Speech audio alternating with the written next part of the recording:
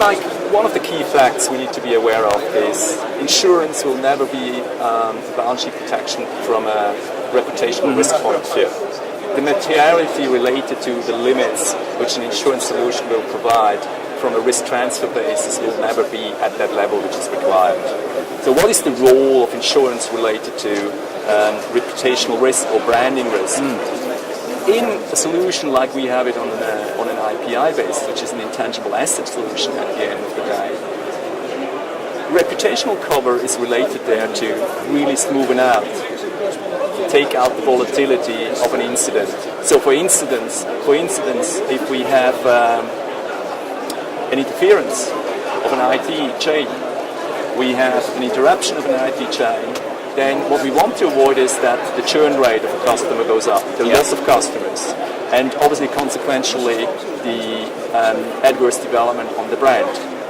Now, one way of doing that is obviously working with third-party trusted advisors on the area of brand and reputational protection. These are variable costs which are going to be incurred. That's where the value is. Insurance will never be there to step up and just protect the brand and the reputation of the company. Do you think they're best dealt with then from within the company in terms of sort of mitigation strategies and different approaches to when a situation occurs where there is an impact on the reputation? It's more in the way in which the company responds as opposed to actually any insurance cover they might have in place that really assures their reputation for the future. Absolutely. I think it's a top-down approach from the chief risk officer's point of view, going down to the risk management or insurance purchasing manager at the end of the day.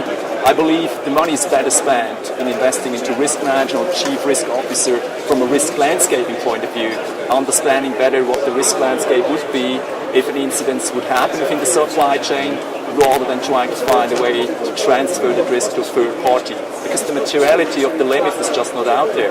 You get coverage within the limits of 5 million, 10 million, 15 million. But how material is such a limit at the end of the day compared to, a P&L which is going into hundreds of millions or billions at the end?